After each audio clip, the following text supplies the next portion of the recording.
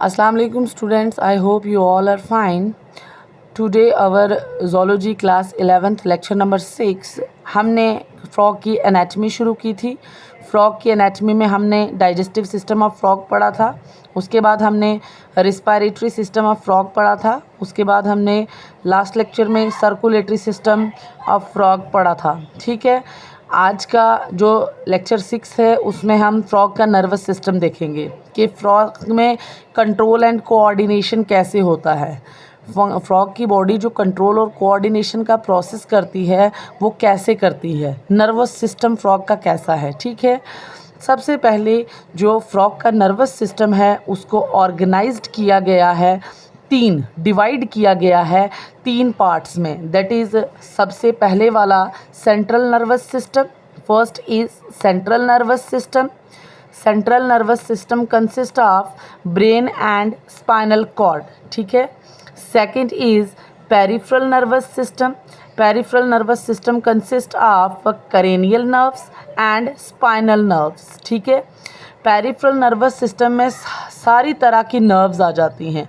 Nerves में cranial nerves भी आ जाती हैं और स्पाइनल नर्व्स भी आ जाती हैं। And third type is autonomous nervous system. Autonomous nervous system में हमारे सिंपैथेटिक एंड पैरासिम्पैथेटिक नर्व्स आ जाती हैं, सिस्टम आ जाते हैं, जिसमें हम वॉलेंटरली एक्शन और इनवॉलेंटरली एक्शन देखते हैं। ठीक है, उसके बाद हम सबसे पहले शुरू करेंगे अपना सेंट्रल नर्वस सिस्टम। हम यहाँ मैं हेडिंग दे देती हूँ, मैंने शायद नहीं दी। Central nervous system, central nervous system. ठीक है, अब हम सबसे पहला, मैंने आपको बताया कि ब्रेन को हमने 3 सिस्टम्स में डिवाइड किया। फ्रॉग के ब्रेन को हमने 3 सिस्टम में डिवाइड किया। First is central nervous system, second is peripheral nervous system, third is autonomous nervous system. अब जो सेंट्रल नर्वस सिस्टम है पहला, उसको हम स्टार्ट करेंगे। सेंट्रल नर्वस सिस्टम में एक तो ब्रेन आ जाता है, दूसरा स्पाइनल कॉर्ड आ जाती है। ठीक है, पहले हम ब्रेन को देखेंगे। Brain is enclosed in a bony structure. Brain is enclosed in a bony structure called cranium or brain box। आपको मैंने पहले भी बताया था कि व्हाट इज़ करेनियम। जब मैंने कॉर्डेट की क्लासिफिकेशन बताई थी उसमें मैंने आपको 2 डिवीज़न बताई थी, जिसमें एक क्रेनिएटा, एक थी क्रेनिएटा। मैंने कहा था कि जो सब फाइलम वर्टिब्रेटा है belongs to the division craniata. Craniata में वो एनिमल्स आ जाते हैं जिनके ब्रेन के बाहर ब्रेन बॉक्स प्रेजेंट होता है। ब्रेन बॉक्स को करेनियम भी कहते हैं।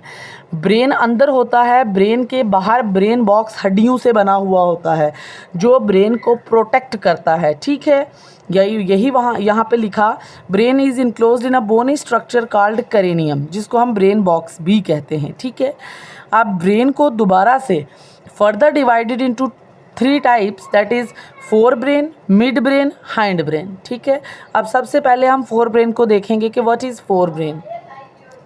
फोर ब्रेन के कितने पार्ट्स हैं, फोर ब्रेन में क्या क्या आ जाता है। फोर ब्रेन में सबसे पहले 2 ऑल्फैक्टरी लोब्स प्रेजेंट होती हैं। ऑल्फैक्टरी लोब्स किसके लिए होती हैं?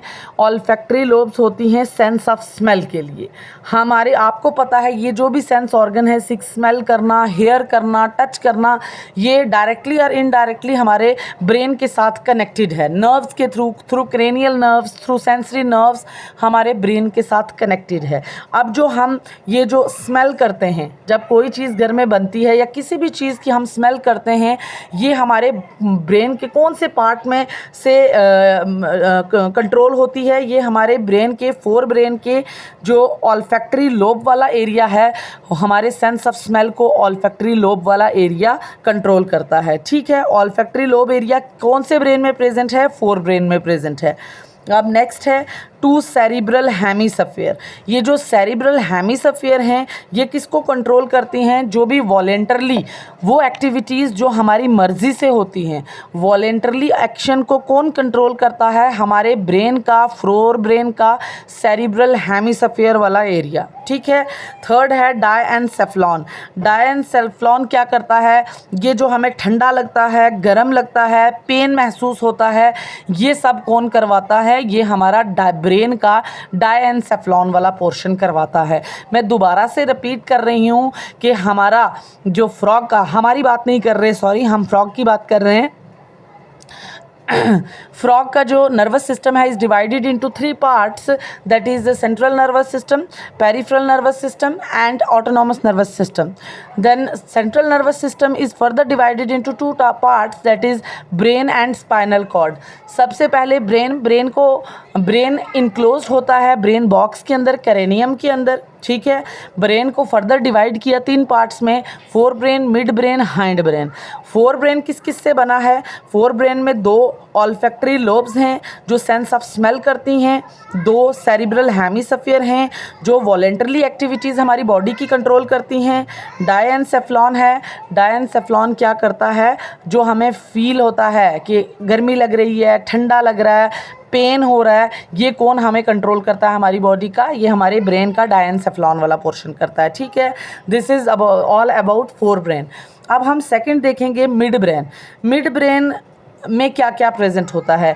Mid brain is represented by a pair of optic lobes, जिनको हम कपोरा बाइजेमिना भी कहते हैं। ऑप्टिक लोब्स को कपोरा बाइजेमिना भी कहते हैं।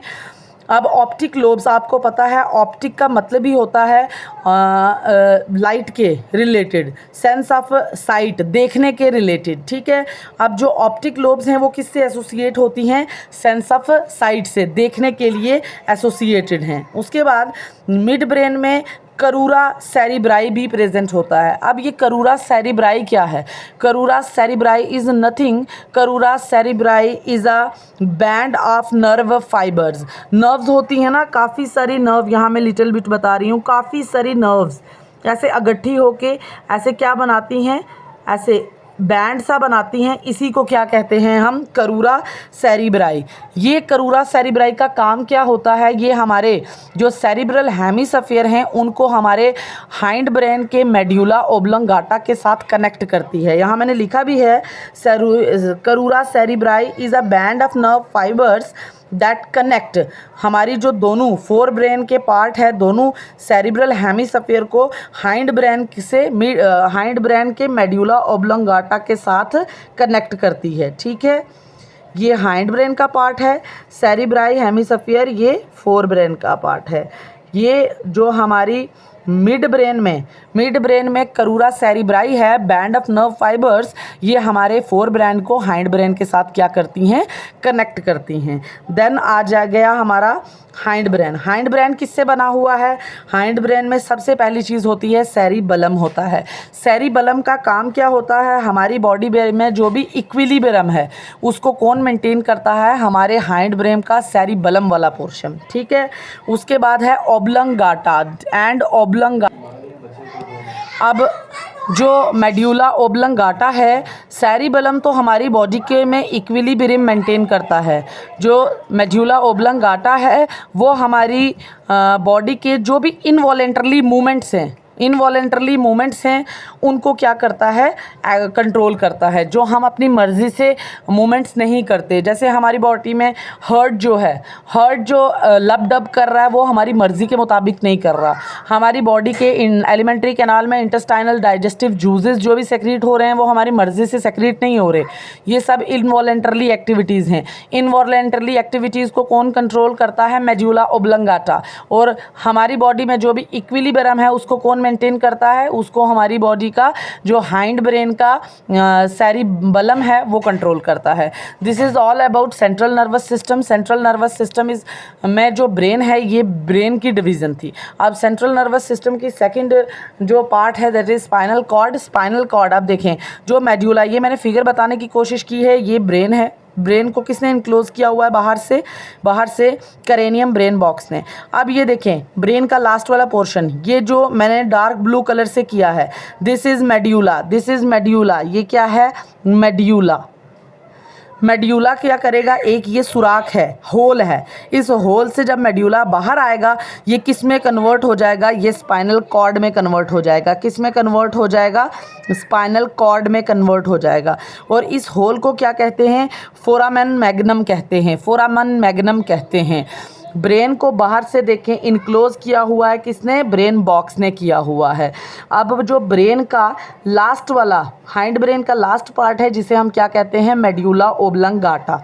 मेड्यूला ओब्लंगाटा उस एक होल है, होल से जब बाहर आएगा they get converted into spinal cord. अब हम देखते हैं, यही मैंने लिखा, medulla oblongata passes out through the foramen magnum and continues as spinal cord, और एज ए नीचे कंटिन्यू रहेगा as a spinal cord which is enclosed in vertebral column. ये देखें यहाँ नीचे वाली फिगर में मैंने बताया है, ये स्पाइनल कॉर्ड है, स्पाइनल कॉर्ड के बाहर ये ब्लू कलर की लाइन जो बताई है दिस इज़ वर्टिब्रल कॉलम, उसके अंदर स्पाइनल कॉर्ड है।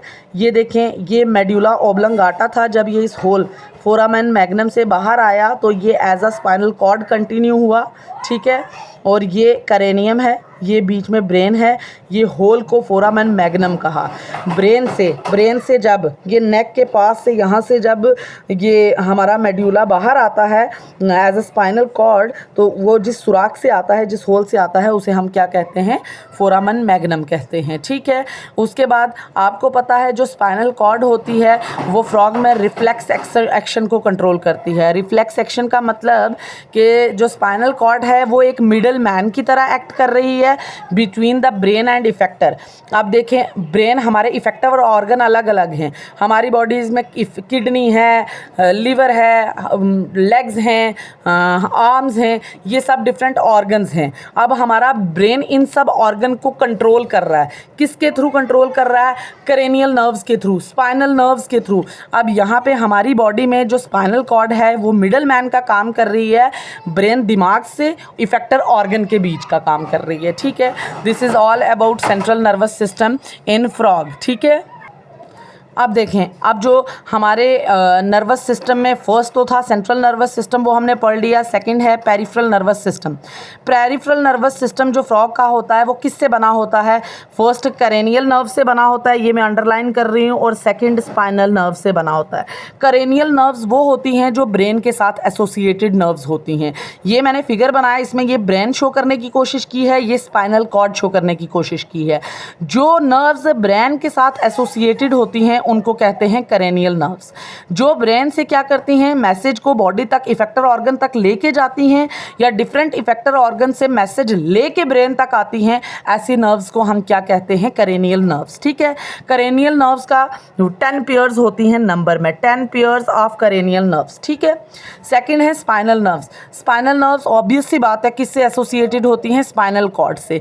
ऐसी नर्व्स जो स्पाइनल कॉर्ड से मैसेज को लेके डिफरेंट इफेक्टर ऑर्गन तक पहुंचाती हैं, और डिफरेंट इफेक्टर ऑर्गन से मैसेज को लेके स्पाइनल कॉर्ड तक पहुंचाती हैं, ऐसी नर्व्स को क्या कहते हैं, स्पाइनल नर्व्स कहते हैं। ये देखें, स्पाइनल कॉर्ड के बाहर spinal nerve, this is spinal cord, ठीक है। अब स्पाइनल नर्व्स जो होती हैं इनका भी नंबर कितना होता है, ये भी 10 पेयर्स होती हैं नंबर में। स्पाइनल कॉर्ड भी कितने नंबर होती हैं, 10 पेयर्स होती हैं नंबर में, ठीक है। अब उसके बाद third division autonomous nervous system. Autonomous nervous system किससे बना होता है, ऑटोनॉमस नर्वस सिस्टम बना होता है पैरासिम्पैथेटिक नर्वस सिस्टम से और सिंपैथेटिक नर्वस सिस्टम से। पैरासिम्पैथेटिक नर्वस सिस्टम और सिंपैथेटिक नर्वस सिस्टम मतलब involuntarily activities and voluntarily activities. ये दोनों सिस्टम हैं, ये क्या करते हैं, हेल्प करते हैं हमारी बॉडी में जो भी इनवॉलेंटरली एक्टिविटीज़ होती हैं, लाइक हार्ट का वर्किंग, ये हमारी बॉडी में इनवॉलेंटरली एक्टिविटीज़ हैं। ये कौन करवाता है, ये parasympathetic and sympathetic nervous system करवाते हैं, ठीक है। हमारी डाइजेस्टिव जूसेस की सेक्रीशन ये कौन करवाता है, ये parasympathetic and sympathetic nervous system करवाते हैं। ये क्या हो गया, हमारे नर्वस सिस्टम की डिवीज़न। अब लास्ट पे है एंडोक्राइन सिस्टम। आपको पता है अब हमारी बॉडी जो chemical control and coordination, physio में आप चैप्टर पढ़ोगे केमिकल कंट्रोल, हमारा जो नर्वस सिस्टम होता है किसी भी फाइलम कॉर्डेट में जो नर्वस सिस्टम होता है और एंडोक्राइन सिस्टम उसमें इंटीग्रेटेड एक साथ काम करता है। ठीक है। आप देखें जो फ्रॉग का एंडोक्राइन सिस्टम है वो किससे बना है, वो ग्लैंड से बना है। ग्लैंड्स का काम क्या होता है, हार्मोन्स को सेक्रीट करना, और ये हार्मोन्स क्या करते हैं, हमारी बॉडी को कंट्रोल एंड कोऑर्डिनेट करते हैं, एक दूसरे के साथ जोड़ते हैं और ब्रेन के साथ इसको कोऑर्डिनेट करते हैं। ठीक है, ब्रेन फिर ये डिफरेंट ऑर्गन एक कंट्रोल एंड कोऑर्डिनेट का मतलब कि बॉडी के जो अलग अलग ऑर्गन हैं वो कोऑर्डिनेट करते हैं, फिर ब्रेन इनको कंट्रोल करता है। ठीक है, किसके थ्रू, हार्मोन्स के थ्रू। हाइपोथैलेमस है, हाइपोथैलेमस एक्ट करेगा पिट्यूटरी पे, पिट्यूटरी डिफरेंट हार्मोन्स को रिलीज़ करेगी, वो हार्मोन ब्लड में आएंगे, ब्लड से अपने अपने इफेक्टर ऑर्गन तक पहुंचेंगे, वहाँ पे जाके आगे वो फर्दर कोई काम करवाएंगे। इस तरीके से हमारी बॉडी क्या करती है, फ्रॉग की बॉडी कंट्रोल एंड कोऑर्डिनेट करेगी। प्रोमिनेंट एंडोक्राइन ग्लैंड कौन कौन सी हैं, पिट्यूटरी ग्लैंड है, थायराइड ग्लैंड है, पैराथायराइड ग्लैंड है, एड्रीनल ग्लैंड है, पेनक्रियाज है, गोनैड है। ये क्या है, ग्लैंड्स प्रेजेंट है फ्रॉग में। हम जब ह्यूमन फिजियोलॉजी पढ़ेंगे उनमें हमने ये ग्लैंड्स अच्छे से पढ़नी है, डिटेल कौन सा हार्मोन रिलीज़ कर रही है, क्या काम कर रही है, लेकिन यहाँ आपको फ्रॉग के एनाटॉमी में इतना ही था। This is all about nervous system of frog. इंशाल्लाह कल हम देखेंगे फ्रॉग का, इंशाल्लाह कल हम देखेंगे फ्रॉग का सेंस ऑर्गन। ठीक है, ओके, अल्लाह हाफिज़।